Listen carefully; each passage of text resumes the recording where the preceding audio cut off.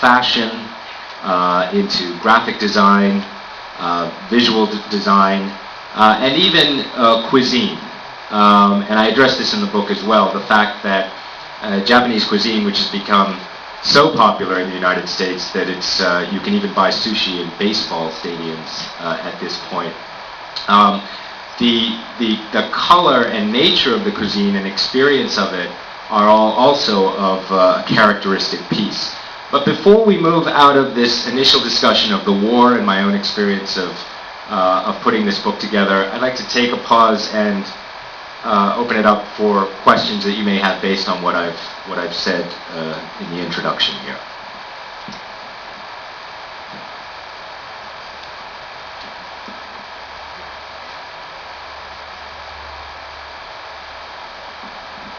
I'm just curious, do you know, throughout America, is the manga craze everywhere, or is a certain concentrated population demographics? This has been the most intense. That's an excellent. The question, I don't know if everyone heard it, is has the manga craze, or I guess the whole manga anime craze, been limited to a certain part of the country, certain demographic, or has it spread throughout? I'd say if I answered that question in 2001, I would say it's mostly concentrated on the coasts and in the urban centers. Today, that has really changed. And I think there are a couple of key reasons, aside from the fact that this stuff is very, very appealing to young Americans right now. I think one reason is these anime conventions. I don't know how many of you are familiar with these conventions, expos, gatherings at convention centers all across the country that now occur, I think, every weekend. So maybe these gentlemen can verify that. But, if not 2 or 3 occurring over a given weekend. Yes, that's definitely true. There's more than one in a given weekend. There's 2 in this area in the next 2 weeks. There'll be 2 in this area in the next 3 weeks. So, and the one here, I think, is the biggest one is New York Anime Festival, which occurs at the Javits Center. Is that right? It depends. When you count Anime Next, which I think is a bit bigger, that's in New Jersey, it's still bigger. So these are events where, you know, you may live in the Midwest, but if you can carpool, if you can get a bunch of, and this is what these, particularly young Americans do, they pile into a car or a van. I mean, it's amazing to be in the forecourt of a hotel as the kids are arriving. I was in Washington, D.C. a couple of weeks ago for Katsucon, which is one of the conventions in that area. And they were literally piling out of vans, many of them already dressed in costume, in the costume of their favorite anime or manga character. And they've often, pitched together some money to sometimes put 6 to 8 of them in a single hotel room and spend the weekend at the conference. So because of these physical manifestations of this passion, which may be like something akin to what Deadheads were like, the Grateful Dead, where they would actually follow the band around. This is an opportunity for American young people to gather together and see their friends again and celebrate their favorite anime and manga titles. That has helped spread the geography. And the second point, which is probably even more obvious, is the internet, the technology of the internet. So really, now that you can order these titles and sometimes download them for free, in fact, in many cases download them for free on the internet, a kid in Missouri or Kansas is at no more disadvantage than a kid in Midtown Manhattan. In other words, you have the same access to these properties. And the communication, the exchanges that the internet fosters help to expand this fandom even further. So I'd say it's very much a nationwide phenomenon right now. But that's over the past 6 or 7 years that it's really exploded. Yeah. Any other questions that you might have? Yeah. I've noticed, particularly for my deaf and hearing students, graphic novels are what they're really into reading because they don't need to read a lot of words. You know what I mean? They can follow the pictures, and it's a lot easier and much more enjoyable for them to read. And I've noticed them reading things like Yu-Gi-Oh! And Naruto.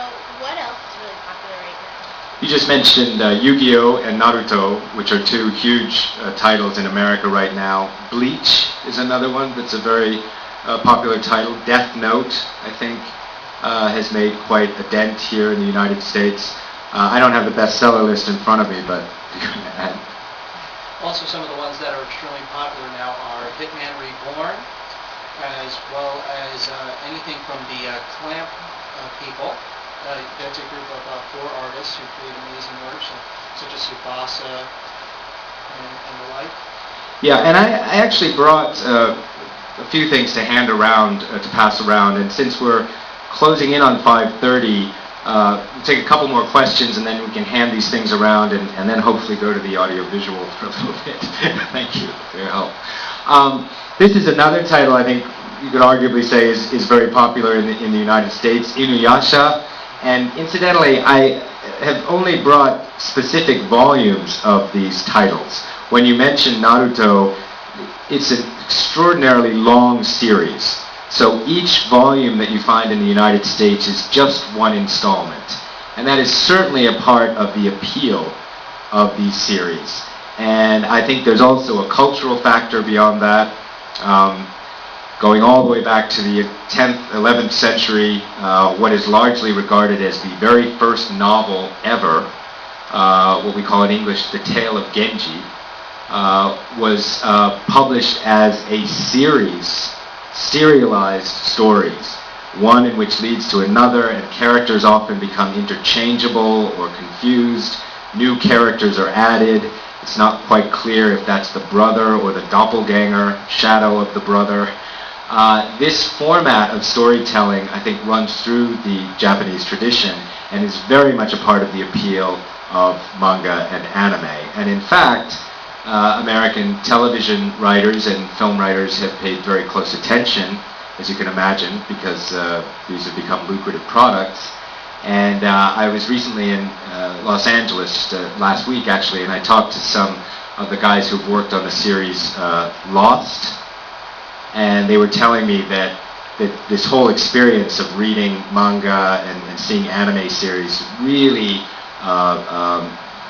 fed their notion of what a television series could do, and that if you keep advancing this serialized series, rather than the notion that each episode has to have closure, but keep an open end and continue to add characters, that it is a very particularly addictive style of storytelling right now. So I'm going to pass a couple of these examples. Inuyasha, these are of course the American editions of these books, so they're translated, but if you flip through the pages, you'll notice that certain bits of text are left untranslated.